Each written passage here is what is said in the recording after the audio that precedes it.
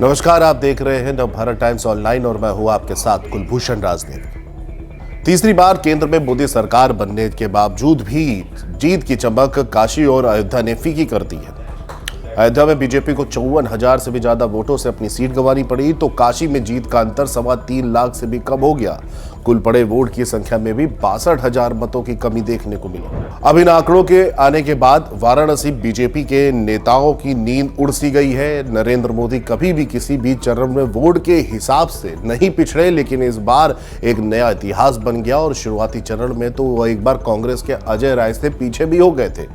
जीत के बावजूद पीएम मोदी के नाम एक और अनचाहा सा रिकॉर्ड कायम हो गया है कि किसी मौजूदा पीएम के चुनाव में हार जीत के अंतर के हिसाब से ये दूसरा सबसे कम आंकड़ा है।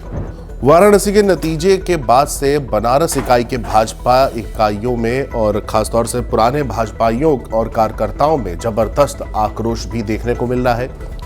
वाराणसी में यूपी सरकार में 3 मंत्री और 8 विधायक वाले पीएम के संसदीय क्षेत्र में महज 1.5 लाख के अंतर से जीतने पर अब संगठन के भीतर बड़े बदलाव और स्थानीय बड़े नेताओं की अति विश्वास और कार्यशैली पर प्रश्न चिन्ह लग गया है। इतना ही नहीं, पुराने समर्पित कार्यकर्ता बेहद गुस्से में है और पुराने विचारधारा से जुड़े कार्यकर्ताओं की उपेक्षा को इन नतीजों का प्रमुख कारण बता रहे हैं। तो चलिए, ऐसे में हाशिए पर धकेले दिए गए भाजपाइयों के नाम न छापने की शर्त पर क्या वो कहना चाहते हैं, इन सब चीजों पर हम आज बातचीत करते हैं कि आखिर कैसे इतना कम अंतर रहा प्रधानमंत्री मोदी की संसदीय क्षेत्र में उनकी जीत का। लोकसभा चुनावों की तारीखों का ऐलान होने के करीब 6 महीने पहले समन्वयक वाराणसी भेजे गए। नाम न छापने की शर्त पर भाजपा नेताओं ने ये बताया कि उन्हें नवेले भाजपाई ने पूरी तरह से अपने काबू में कर रखा था। जमीनी कार्यकर्ताओं से बस कागजी रिपोर्ट मंगवाई जाती थी और स्थानीय मुद्दों पर असल तस्वीर क्या है, कैसे समस्याओं को एड्रेस करना है, और इस पर कोई सार्थक चर्चा कभी नहीं हुई।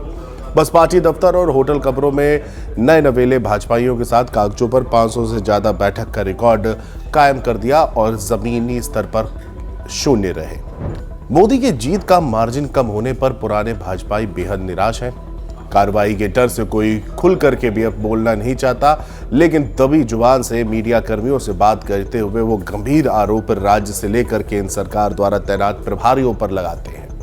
पार्टी की कार्यशैली से निराश एक कार्यकर्ता जो 2014 में प्रमुख पद पर थे, वो बताते हैं कि नवनियुक्त लोकसभा प्रभारियों को गाड़ी, पैसा, बढ़िया होटल, मोबाइल जैसे गिफ्ट देकर अपने सिंडिकेट का अघोषित हिस्सा बना लिया गया था और यही एक बड़ा कारण रहा। इसी का फायदा उठा करके विधान परिषद की सदस्यता भी ले ली।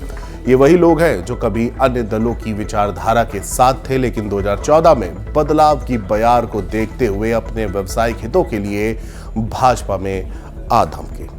इन लोगों ने बस रेडियो पर मन की बात चौराहे पर सुनकर उसका मीडिया में प्रचार प्रसार कराया और इसका फायदा उठाकर पैसे के दम पर पद ले लिया। जो वास्तविक विचारधारा से जुड़े कार्यकर्ता लोगों के बीच मन की बात को आमजन को समझा रहे थे, वो इन प्रभारियों से उपेक्षा का ही शिकार हो गए। 2014 और 17 में मंडल प्रभारी और पन्ना प्रमुख से लेकर बूथ प्रभारी रहे एक कार्यकर्ता का ये कहना है कि नतीजे मुझे कतई चकित नहीं कर रहे, क्योंकि 19 के बाद से ही बाहर से आए लोगों ने यहाँ के स्थानीय लोगों की अनदेखी करना शुरू कर दिया और ऐसे लोगों ने पार्टी प्रचार से ज्यादा अपने आर्थिक हितों को ज्यादा महत्वपूर्ण माना और पार्टी फंड पर जो अलग अलग मतों के लिए आता है उस पर पूरी तरह से अपना नियंत्रण कर लिया। और यही वजह रही कि वाराणसी में नए बनाम पुराने कार्यकर्ता हो गए। बीजेपी भी प्रमुख इकाई से आनुवांशिक संगठन में पहुंचा दिए गए एक कार्यकर्ता का ये कहना है कि लोक सत्ता का सुख भोगने के लिए पार्टी से जुड़े और उन लोगों ने कभी भी वैचारिक प्रसार के मानक पर कोई काम नहीं किया। बस वो बड़े नेताओं के साथ फोटो खिंचवा कर उन्होंने अपने व्यवसाय के तरक्की के लिए काम किया और पार्टी की नीतियों, सरकार के कामकाज के प्रचार से ज्यादा इन लोगों ने अपने व्यवसायिक प्रतिष्ठानों का प्रचार ज्यादा किया। किसी ने हॉस्पिटल तो किसी ने शोरूम तो किसी ने अपनी बिल्डिंग कारोबार को, किसी ने अपने रेस्टोरेंट को ही आगे बढ़ाने के लिए सत्ता का खुलेआम दोहन किया। इसके अलावा और भी कई मत हैं, लेकिन 2014, 17, 19 और 2022 के चुनावों में मोहल्लों में छोटी छोटी नुक्कड़ सभाओं का बड़ा असर होता था। ये नुक्कड़ सभाएं मंडल प्रभारी पार्षद के साथ स्थानीय पार्टी पदाधिकारी विधायक करते थे, लेकिन इस बार के लोकसभा प्रभारियों ने ना कोई प्लान बनाया और उसका असर ये हुआ कि विपक्ष की तरफ से जो हमले हुए उसकी काउंटर करने के लिए कोई काम नहीं हुआ और उन आरोपों का सीधा नकारात्मक असर पीएम मोदी के मार्जिन में देखा गया। 19 तक बीजेपी के बुद्धिजीवी प्रकोष्ठ से जुड़े एक पुराने भाजपा नेता ये बताते हैं कि काशी के बुद्धिजीवियों का चुनावों में अपना एक अलग महत्व होता है, लेकिन बीएचयू के एक रिटायर्ड डीन जो बीजेपी से जुड़े हैं अपने सोशल मीडिया पर ऐसे वाहियात वीडियो बनवाकर पोस्ट करते थे जिससे पार्टी की छवि को धूमिल किया जा सकता था। इस नुकसान से पार्टी के स्थानीय पदाधिकारियों द्वारा रोका जा सकता था, लेकिन किसी ने इसकी पहल नहीं की और नतीजा सबके सामने है।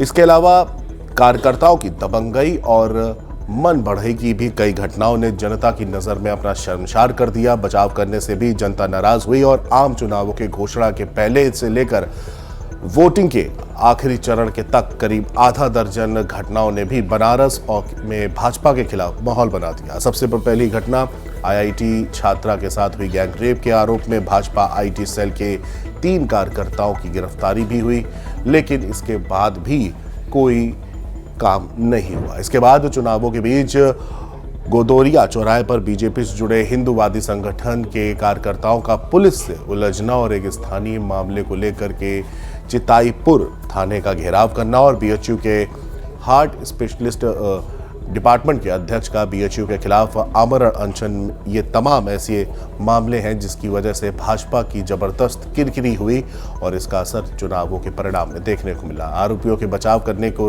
रुख को लेकर के आमजन खास आक्रोशित है और इन सभी मामलों को विपक्ष के बड़े नेताओं ने, जिसमें अखिलेश यादव, राहुल गांधी, प्रियंका गांधी, अजय राय ने जमकर भुनाया और खूब जुबानी हमले भी किए।